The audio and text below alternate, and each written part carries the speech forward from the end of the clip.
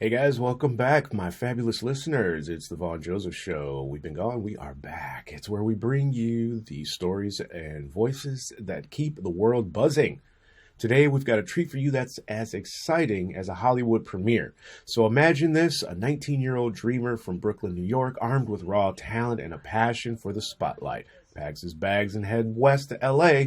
Fast forward a few years, and not only is he an accomplished actor, but he's also making waves as a producer. Joining us today is Yakov Kolontarov, a name you're going to want to remember. He's gone from New York to LA, and now he's here to talk about his brand new film, She Goes to Hollywood. Welcome to the show. It took us some doing. We finally got it all together, and here we are. Yeah, man, it's an absolute pleasure. I'm always excited to hear what people are doing in LA, because it's such a crazy, exciting place. And I was just telling my partner this earlier. You never know what you're getting when you're in LA. Are you originally from LA, or are you a transplant? Did you move there from somewhere else? So I've been living in California for 10 years now. I grew up originally in Brooklyn, New York, but I was originally born in Israel. But I've been growing up in the United States since the age of 7. So basically, I'm Americanized now. So I've been here for a while. That's awesome. That's awesome. What made you decide to leave Brooklyn? Because that's like a pretty up and coming. It's not even up and coming anymore. It's just done. Brooklyn is hot right now. Yeah, Brooklyn is great. I love Brooklyn. I had a great experience growing up there. It's just, I love California. I wanted to pursue entertainment here, and the weather here is awesome. And you get to do a lot of places you can venture off to, do different hikes, and meet a lot of interesting people in LA, In New York, it was great, but I couldn't do the weather because every year I would get sick over there when it would get cold. And I hated taking the subway. I love driving. I'm a driver, so that's why I moved out here, and it's beautiful. Nothing beats California weather, compared to all this, the states in the world. Yeah. If you're a driver, California, you have to be a driver if you're in California. Yes. So it's not a walkable place, especially not LA. I lived there for 10 years as well. Before moving back to, or not back to, but moving to England. And my decision to move to LA was the exact reason you left Brooklyn. I'm originally from New York, and I grew up in Michigan. And one day I was heading to work, and I had to go outside and shovel this long ass driveway to get my car out of the snow. And I was like, I got to go to California. I'm not going to New York. And that was the decision. I was like, should I go to New York? There's more culture. There's, it's kind of closer to home, so I can, get back and forth to Detroit easier. Or should I go to California? And that one day just made the decision for me. And when I made that decision, I had some friends that I was working with at a bar, and they both were moving to LA. So I was like, this is perfect. Off we go, man. We're out of here. How do you find living in LA right now? You said you were originally from Israel, and obviously there's something, I hate to go political. Right. I don't even really touch on this, but I'm just curious because I know it's such an impossibly major thing right now that's taking place culturally. I just got back from the States a little over a week ago, and it's tough. It's difficult, I would imagine, for yourself, because there's probably friends on both sides and maybe even business associates on both sides. How do you navigate that right now? Well, I always send out love and peace to everyone, Doesn't matter where you come from or who you are. I'm always, I grew up in Brooklyn, and that is like the most diverse state you can go to. So going to high school, I grew up with all kinds of kids around the world, and I just, made sure I found my ways to get along with them.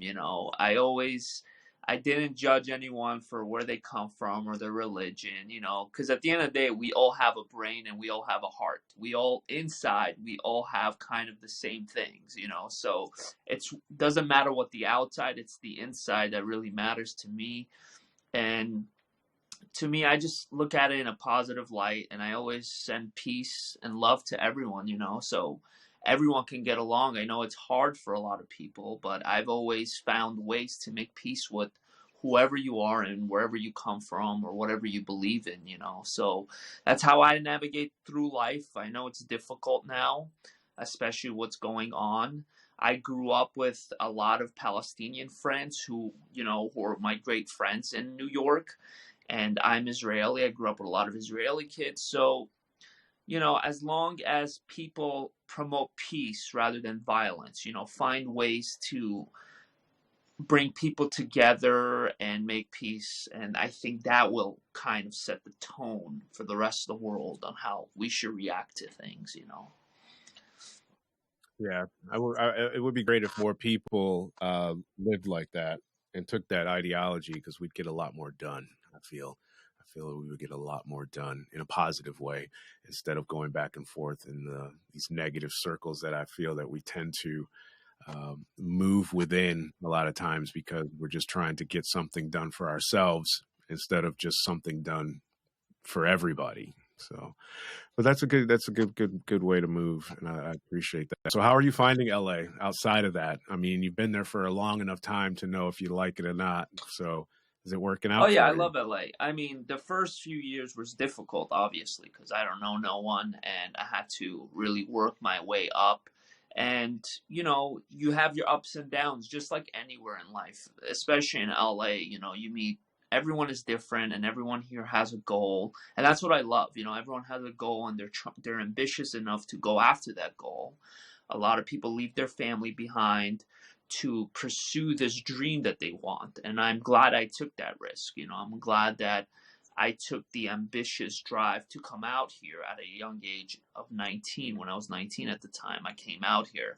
So it's a great place, and you meet a lot of interesting people, a lot of talented people, and you can do so much with them, you know, and create a collaboration with those kind of people. I myself have made so much projects since being here, and I've met a lot of interesting people. I have just made the movie She Goes to Hollywood. You know, I produced it and I starred in it. Um, and I love it because this movie itself kind of represents what it takes to be a celebrity or someone famous in Hollywood. You know, you just got to go after that dream, you know, and you meet a lot of funny people around the way, a lot of people who do, you know, crazy things, but that's the excitement of it. You know, you can't have life boring and be stuck in this one bubble place. You got to go out there and experience the world, you know, because we're all here in a short amount of time. And I always look at it as like, go out there, you know, experience it. Don't be stuck in this, you know, small town that you feel like is your apartment or your home, you know, and explore yourself, meet people, because at the end of the day, we're all social beings and we're all trying to discover ourselves, you know, what we're good at and what we can achieve in life. So, yeah. You went there at a great time, because 19. When I moved to LA, I was 30. I was your age that you are almost right now, right? And I got there and it was great in the beginning. You meet cool people, like you said. You have these unique experiences that you're not going to have anywhere else. You're going to the beach on Christmas, you know, stuff like that. Quickly, I got to a point where I was too old to play 19 to 25 or 25 to 30 or whatever anymore, and too young to play the older guys. So, and I always would tell people, thinking about moving to LA, how old are you? Go right now.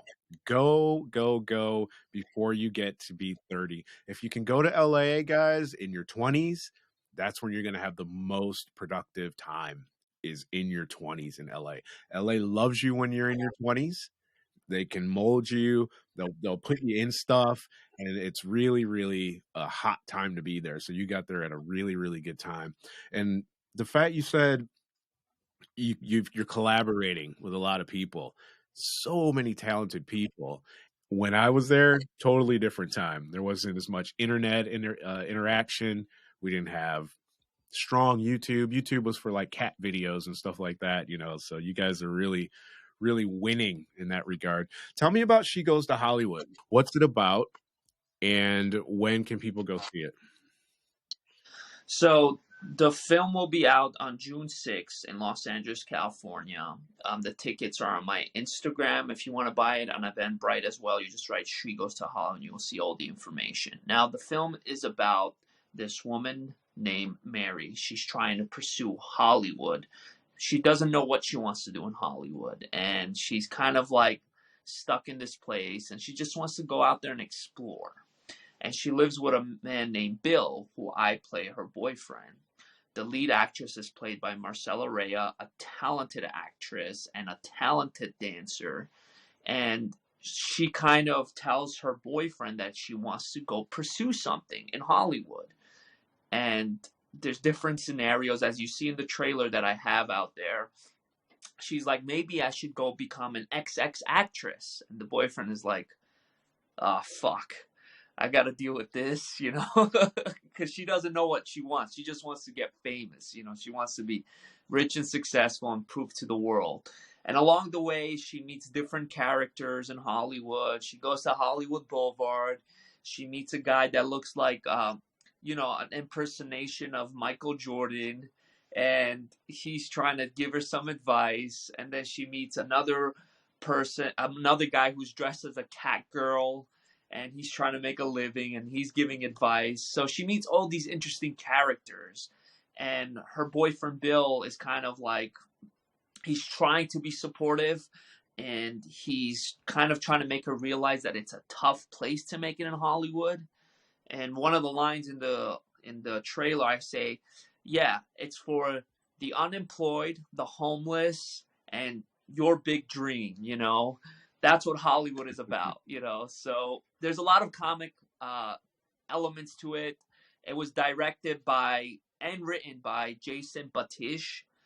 He's produced a film called The Hitcher Girl in the past. He's very talented. He wrote it.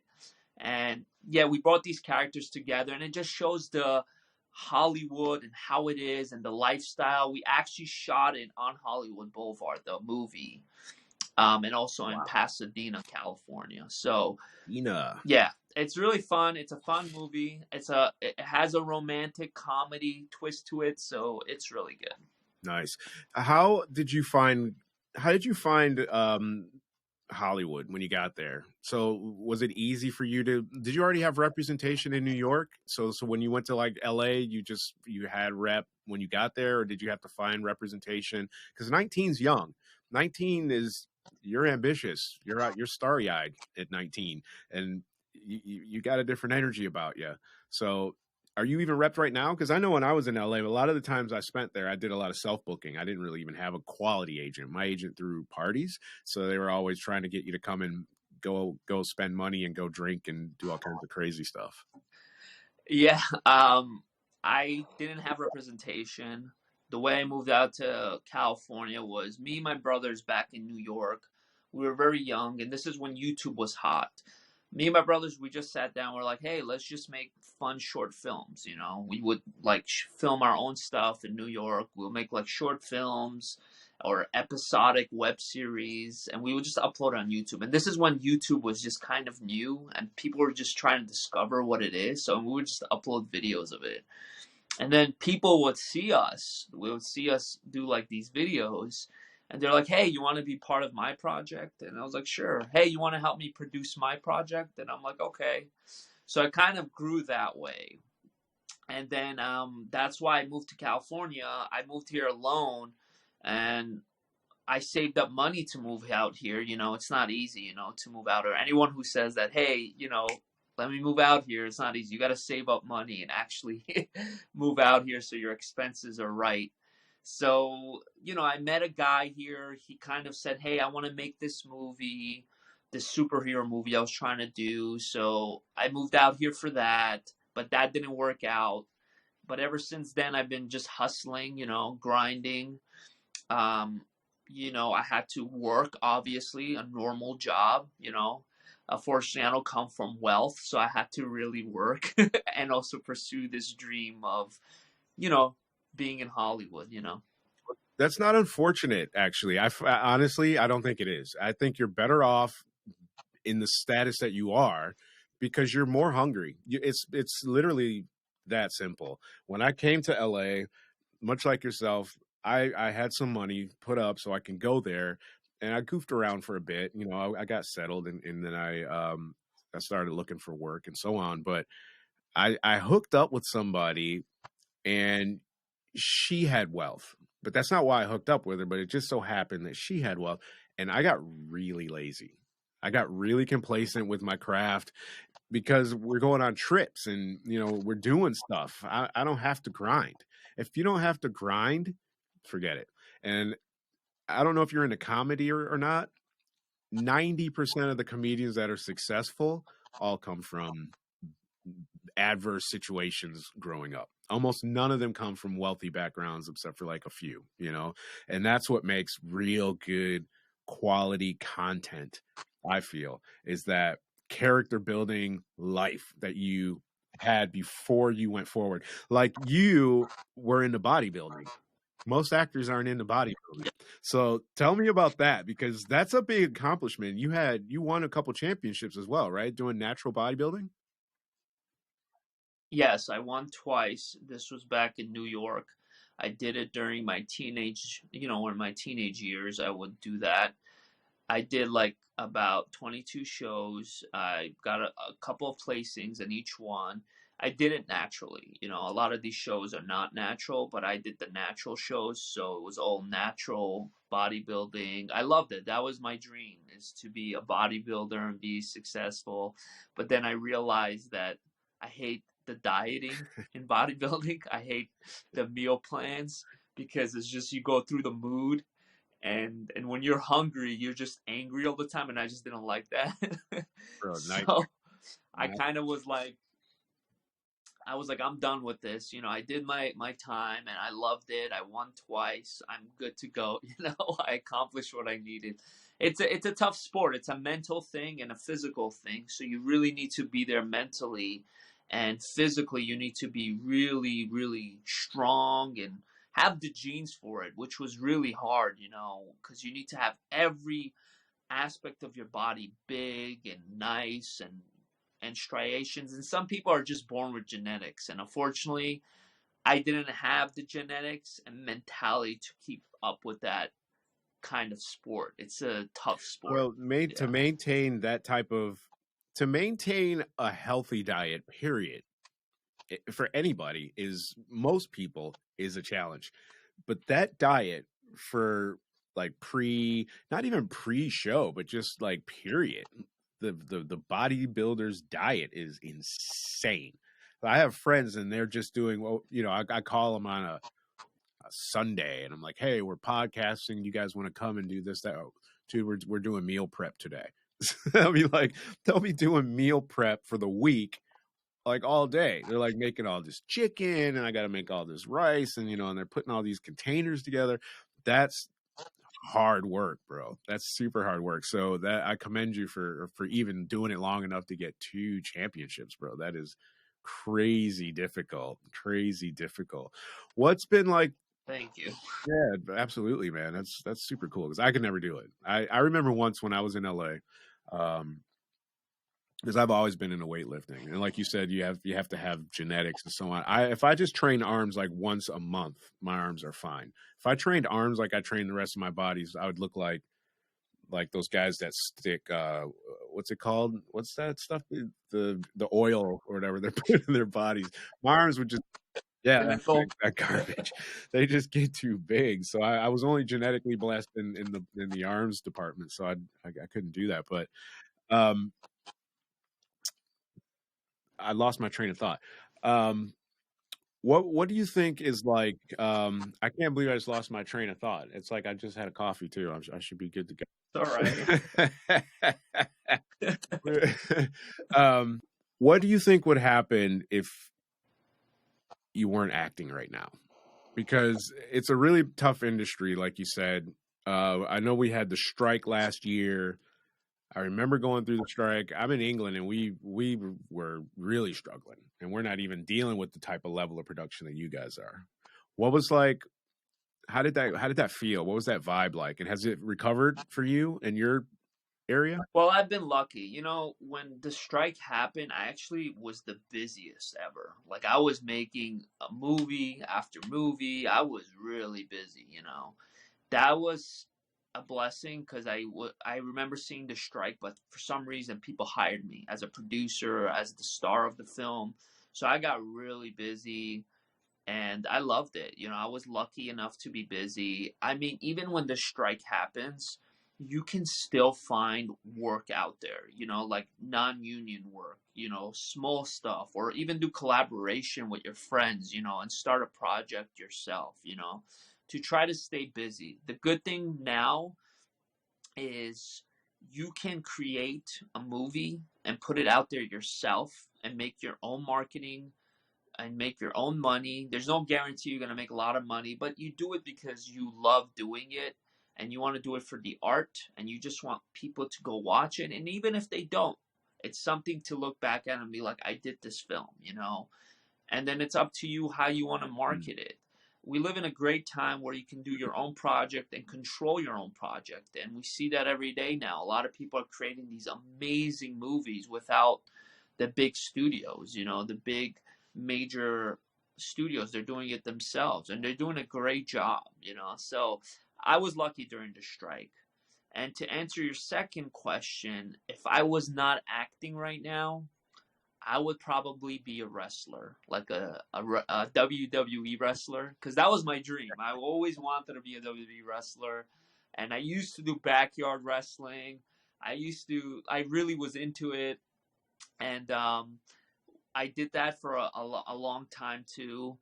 And one day I was doing a backyard wrestling match, and some guy, he's bigger than me, he lifted me up and dropped me on my head, and I had a mini concussion. And I was like, I'm done with this. I'm never doing this again. But the good thing about that was after I decided to quit wrestling, like WWE style wrestling, somebody saw my footages online. They saw me wrestling because I was going under a different name. And they started offering me like independent contracts to come to their promotions. But I was like, I'm done. I made up my mind. I don't want to get hurt anymore, But if WWE offered me a contract, I would, in a heartbeat, I would go in there and take it because I can trust their medical team. I trust that I won't get hurt. But I mean, you can get hurt, but still, they have a medical team that I can trust. Yeah, it's a bit more organized than the backyard stuff, isn't it? I remember I worked right before I moved to LA. Actually, I worked at this bar in downtown Detroit, and they had like one night every like maybe once a month, was it? They would have like backyard wrestling. They would have like, I don't know what the call letters were, but it was, some local wrestling type thing. And these guys would be running out of the bar, like body slamming each other on the cars parked in front of the place. I was like, what the hell's going on right now? I'm just checking IDs, these people are out in the street with these singlets on, and somebody's got the Nacho Libre mask on, and he's holding this guy up, and he's like, out in the street, and he's chucking him on the. I was like, Jesus, man, I need to work on the inside on these nights, man. This is bonkers. Good times out here on the sidewalk. Yeah, absolutely. I would imagine so. Especially when you're younger, your body can take it. I mean, you're not getting dropped on your head. I mean, nobody wants to be pile drived or anything like that. But I mean, you're definitely more resilient when you're younger. You snap back a bit quicker than when you get older. You can only do that but for so long. That's true. Yeah. What would you tell somebody they're 19? They're in Brooklyn right now. They're like, do I stay here and hope I get a reoccurring role on Law and Order? Or do I move to LA? Or maybe they want to, I know we don't really have a theater in LA. There's no theater district, but that's a joke. But what would you tell somebody that's sitting on the fence right now? Because I know it's hard for a lot of people to take that leap. That's a big leap. Because that's so completely culturally different to go from New York to LA. So that, I mean, that in and of itself, even if you're just going for a regular job, is tough. What would you tell somebody that's thinking about going to LA as an actor, as a 19, 20-year-old person today? Because it was a little different back when you made the leap. Well, the first thing I would say is before you pursue any dream, try it first. Try it. Let's say if you want to be an actor, get on a film set. Do it for free if you have to. Do research on it. Do a lot of research to know the positives, the negatives, the pros and cons. Because sometimes I know a lot of my friends in the past who moved out here who kind of, they were here for 3 years, they pursued acting, and then they decided to quit. They were like, I'm done with this. And the sad part is they left their family and friends back home to pursue this.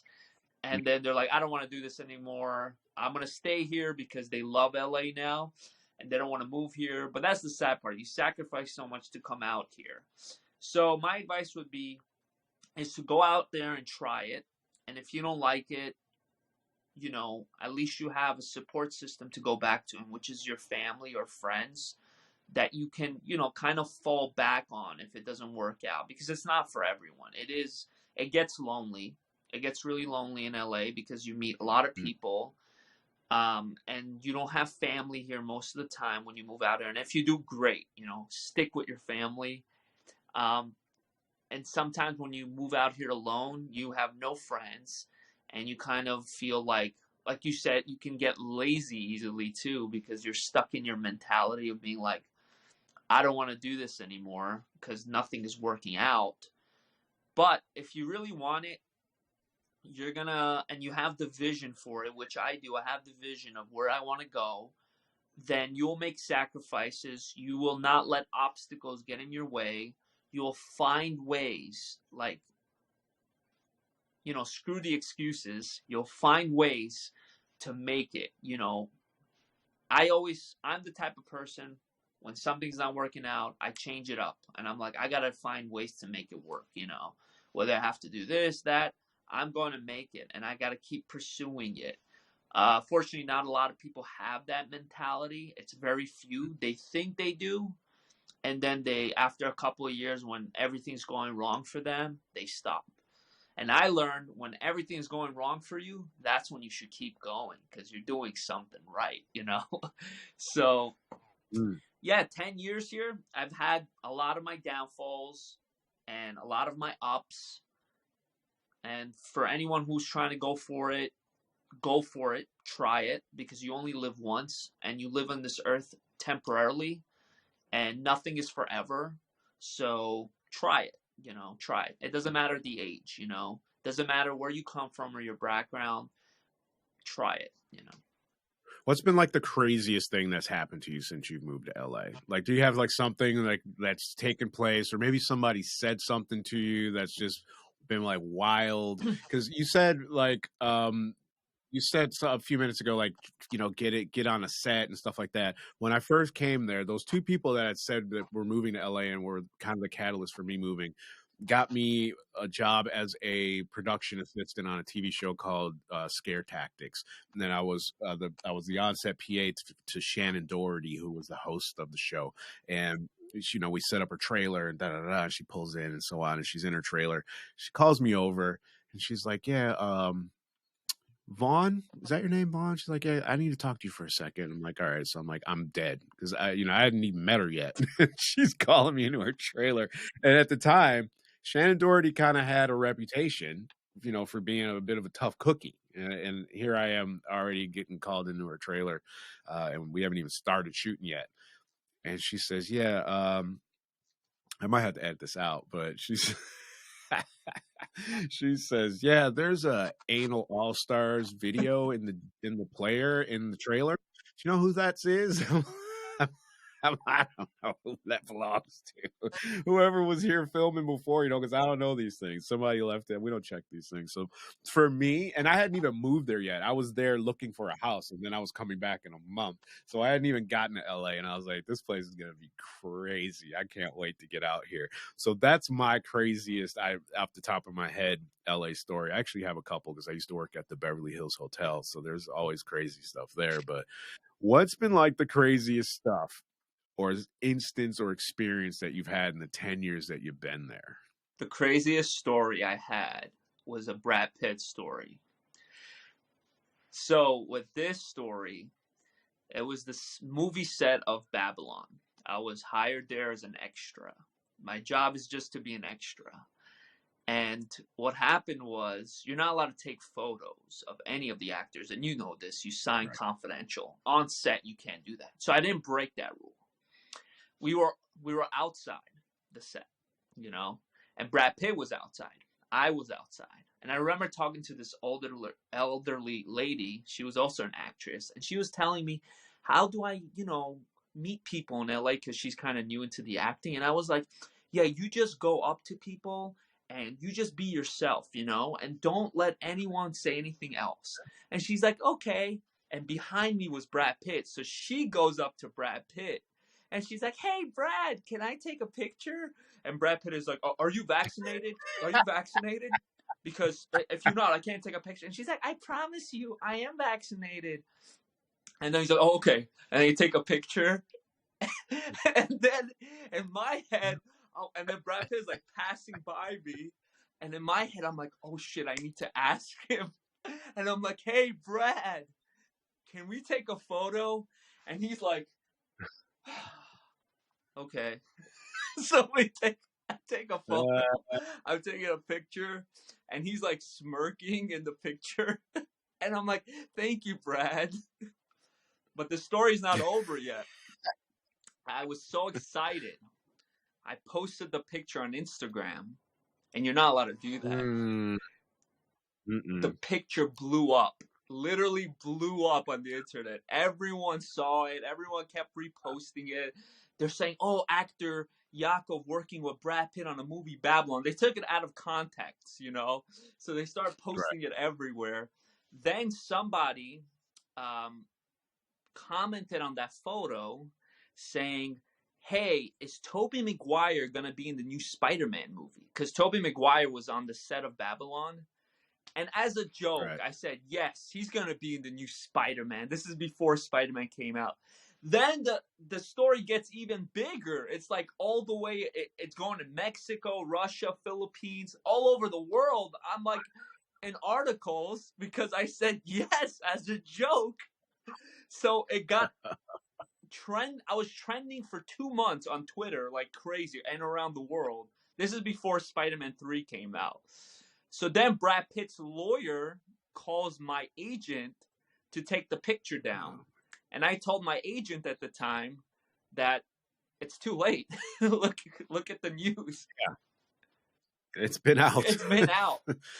The funny thing is I've you know, Brad Pitt is someone I looked up to because I have a picture of him on my wall growing up. So meeting him in person was so real. And everyone who I meet every day, they're like, oh my God, I need to shake your hand because you met Brad Pitt. And it's crazy because he's a superstar, you know? Yeah. He's top shelf for sure. That's a crazy story. It's amazing because that's how quick and easy, especially now, obviously, things can just blow up. Just one little thing can happen and your whole life can change as a result of that. And that's kind of what happened for you. I'm sure you probably gained a fair number of followers and so on just based off of that alone, because people want to, you know, they want to see what you're going to post next and who's he going to talk to now and what kind of information does this guy have? How the hell does he know that Tobey Maguire is going to be Spider-Man? Like, so everybody's listening. What you said you were a background actor. I know that industry all too well. It was crazy doing that. Now we're in this world of AI and so on, and this is part of the strike issue that was going on. And I didn't even realize that this was happening to me, but it happened to me on a set on a film that I don't want to say what it is, but they scanned my body, and this was a couple years ago. They scanned me, right? So now they can basically use my scanned image and put me in anything as a background actor, as an extra, or whatever the case may be. Is there like a big fear out there of that now? I mean, maybe even for yourself personally, like, because I know that extra work I can't imagine that it's as lucrative or as available as it was, 15 years ago because of this AI aspect. And it's obviously going to get bigger and bigger. I saw something with the new Chat GPT 40 that is a big problem. What are your thoughts on that? Anything? I mean, is it affecting you guys? Well, the thing with background work, I believe we still need it. It's great because, it kind of brings that feeling when you're watching a movie with different characters in the background. It's not going to be AI generated where it feels, people will know, hey, it feels robotic, When you have that live audience, which I pray that we still have, it always makes it authentic. It always makes it look like a certain way. And the good thing about having background is sometimes, if a director or an actor goes like, hey, I want that background to be in the scene with me, it plays out very well. And that happens a lot in a lot of movies that's happened, over the years, or TV shows. And it creates a character, it creates a feeling. The thing about AI, it's something new, and people are just experimenting with it, Obviously, it's going to affect certain people and certain jobs, but it doesn't mean that AI is going to take over. It's just a new discovery, and I feel like people are afraid of it, which we should be, but I don't think it's going to take over background work for such a long time, because people will still bring that back. It's just this new thing studios are testing out to see if people like it. Hollywood is all about testing. It's about testing technology. It's always been like that. It's all about testing new things and see how it works, But as we see what's going on, that we tried the streaming platforms and it's not working very well. So Hollywood slowly is going back to television format, and it's, everything is a test. Until that test fails, then they go back to the old system of what it used to be. You know what I mean? Kind of like when when virtual reality came out, those glasses, a lot of people would buy it. So many people would buy it, and it was a big thing. And then people just got, they're like, okay, it's cool. And then they stopped using it. And then they did this new virtual reality. It doesn't mean it's going to stay forever. It's just this new thing they're trying. Just like electric cars, it's this new thing they're trying, but it's not working. So they're going back to gas cars, they're going back to other kind of form of cars. So everything is a test. And I think people get scared of that, which is great. You should be, because it affects everyone. It affects big businesses. It affects everything. Just like AI, we should be scared, but I believe that it's not going to work for the long run. It's going to be here for a short amount of time, but it's not going to replace actors for that long. That's interesting to hear that. I like to hear that because I don't have my finger on the pulse of LA like I used to. Obviously, I don't live there. So to hear you say that means a lot, because you predicted that Tobey Maguire was going to be in Spider-Man film, based off of a picture with Brad Pitt. So that's our hot take. I trust what you're saying. So I like to hear what you're saying when you say that, because I saw, is it Soros? Is that not Soros? Soren or something like that? I forget what it's called. But there's some new software out.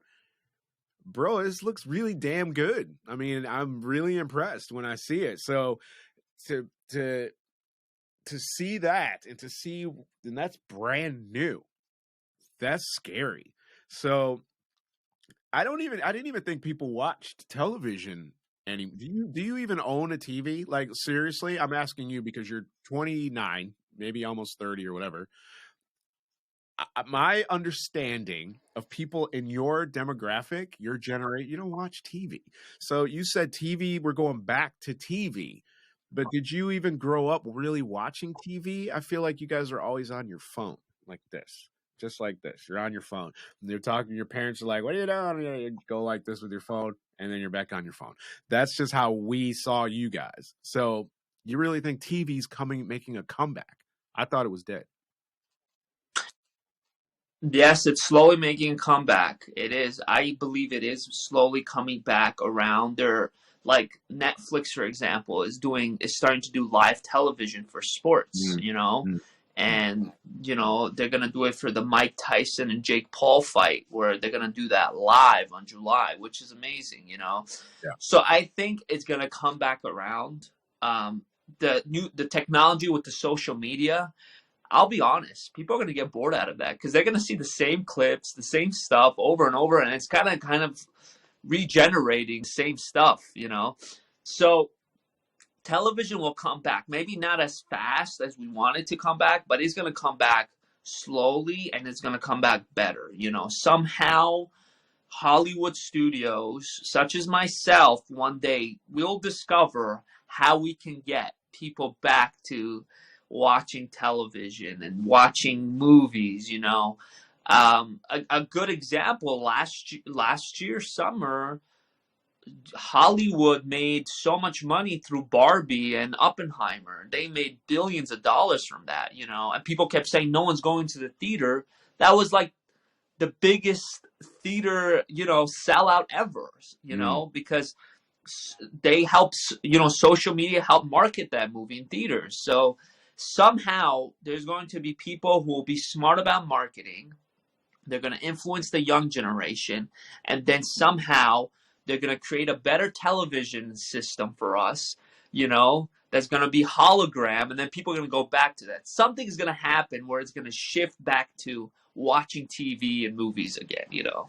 Bro, the second you said they're going to create something better, immediately the first thing that jumped into my head was the Apple goggle, and then you said hologram. So I think maybe, I don't know if we'll be walking around watching TV on something like that, but I think we might be walking around watching TV on something like that. I sincerely think that we're going to have like, TV goggles. I mean, it makes too much sense. And we can share the screens, you know, like, or whatever the feed, we can both watch it at the same time, or however that's going to work. I mean, smarter people will figure that out, and that's not for me to work out. But yeah, I think that's an interesting ideology. What do you think about I was having a conversation with some people about AI. I always like to take the conspiratorial steel man argument aspect of it. I want to try and make you guys have a conversation about something you're not talking about. And the thing that we discussed was, and this was actually just back home when I was in Michigan, and AI being able to make, this is how we get people back to the theaters and to TV. An AI version of you. You're not an actor. You're just Yakov that works at, you know, 24-hour fitness or whatever. You've saved up some money. Amazon Studios, Netflix Studios, whoever has a new TV show coming out, or whatever it is. Maybe they're taking old films or old sitcoms, and they'll scan you, and they'll bring your body into the film, your body into the TV show, and they'll make you move around like you will for real, and those characters that were already in the film are now interacting with you. Do you think that might be something that people would pay for or would be interested in, getting themselves somehow AI augmented and then entered into production, even if it's a new project? Yes, I'm sure people would be interested in that. I mean, they've been doing motion capture. That's kind of like AI. It's the same thing. Not the same thing, but, you know, technology-wise, of course, people are going to be interested in that. But you can only do so many stories with that, you know. That's something, I mean, I've done in the past. Like, I've done it for, like, a company where they scan my face and they put me in different languages around the world, or talking a different accent. I've done that work before, and it's great. You know, if they can do that, awesome, do it. But also, I know that a lot of creative directors, they wouldn't want that. You know, a lot of creative directors who have a lot of money, they don't want to do that. They want to do the physical, you know, aspect of people, having you on set, interacting, you know. But it's great to have that. the AI generated thing where the actor, if he doesn't want to go out there, he could just put his face and they can wander around this new universe. Great, do it. You know what I mean? But I feel like that's going to take much longer to produce than a a Hollywood movie where you can get it with real people. You can get that down faster and easier and do more creative stuff easily with that. I did a project up in Scotland, in Scotland. Yeah, in Scotland. Was it a year or so ago? And they were working on these film over 5G. It was a test shoot. But there was instead of using green screen, they were testing LED screens. So we had these massive LED panels that looked like a scene, and we shot it in Dundee, Scotland. That night, I went down from Dundee with half the production team to Manchester, England, and we reshot it the next day. Same LED screen in Manchester as they had in Dundee, but we shot it over 5G. So I have the camera I have in front of me now. I have you there, but there was a screen there, and the actress is still in Dundee up in Scotland, and now I'm in England. And when you watch it, it doesn't even look like we're not sat right across from each other in the table. It's actually up for an award at the Cannes Film Festival this year. So, wow. Congrats. Yeah, thanks. I didn't even know. They told her, and she told me a couple weeks ago. I would have gone to Cannes if I'd have known. But so it's kind of a big deal. It's not AI. But I think it's similar to what we were saying. I think you're right about the AI aspect. Who I want to direct people. There's something different about you can't block a shot off with a robot that's not even there or something like that. So we're social beings. We're social beings, and we can even this whole AI interaction is just gonna be it's a new thing. Just like anything in life, we're gonna get bored out of it and go back to socializing and interacting with people. We're humans. We want to try new things. So we're going to try this new AI things. But at the end of the day, scientifically, we're all social beings. We have to interact with people. That's what keeps our sanity, Hope you're right, man. Your predictions have gone right so far. Let's hope you keep up the track record and keep those people engaging. So tell us again where we can find your show, your social media. I'll have the link below, obviously, but where can people go to find you on social media? And tell us when and where, again, they can go and see the film. So the movie will be playing in Los Angeles, California on June 6th at 7:30 p.m. It's going to be a great night. It's going to have drinks. We get to mingle. You get to take pictures with the stars.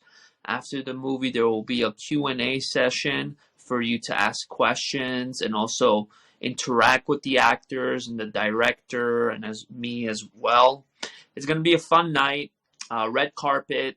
It's going to be a lot of talented people in that where venue. in LA can they go see it? Where is the meet and greet and all that taking place? So if you go to my social media on Instagram, on my bio link, and also there's tons of posts about it, you can click on it. It's on Eventbrite. You can look at the link and it'll tell you the address and everything after you purchase the ticket. It'll tell you where to go. It's $20 for the ticket. You can bring your friends, whoever you want.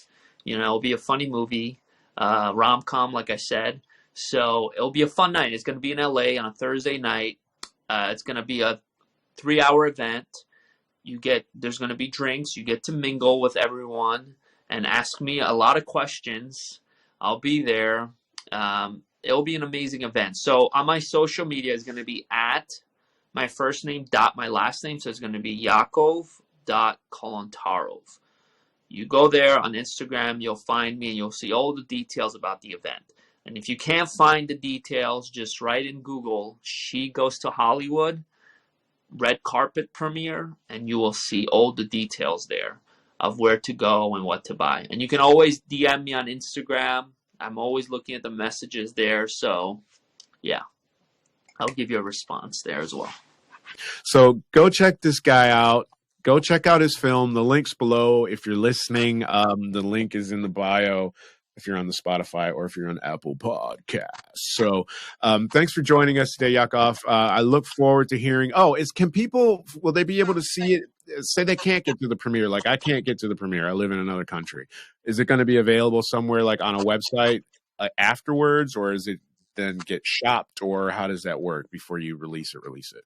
Yes, after the premiere, this movie will be out. It's not out yet, but once it will be out to the public very soon on different platforms.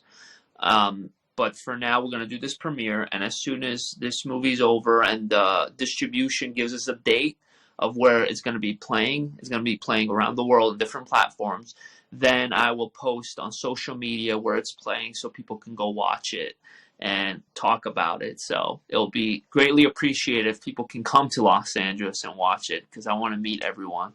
You can even come around the world. One of the actresses we had, she actually came from Netherlands to be in my movie. so I would love to have people around the world come and watch the movie in the event. It'll be fun. Nice. Much love to you, man, and big support. I hope it does really well. I'll definitely be looking for it. If you ever need an older American guy to come and do a film, I'd happily come back to LA. I'm always getting asked, when are you coming back to LA so we can go to Magic Mountain and do this and do that and do this? Like, as soon as I have a reason, actually my driver's license expires next year, so I actually have a built-in reason to get my butt back to LA so that I can keep my California driver's license, because it's just a status symbol to walk around with an LA license when you live in another country. They go, "Oh, you're from California." I'm like, not really, but yeah, I'm from California, so right this way, So it's I'm through. Cool. Thanks, guys.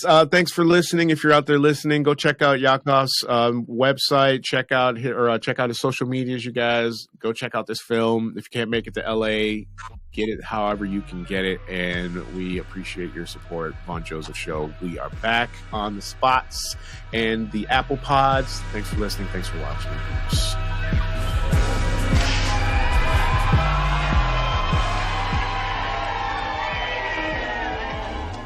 These ones or these ones? Saw an episode of Intervention. And I know I'm fine. Illinois, Mr. Robert Bobby McNeely. He is going to join us tonight. Hi everyone, welcome to the show. My name is Elaine Zhang, and today I am here with Eli Seal, documentary filmmaker. I need more. Welcome to The Only Way is Linda. Today I have a really special guest here.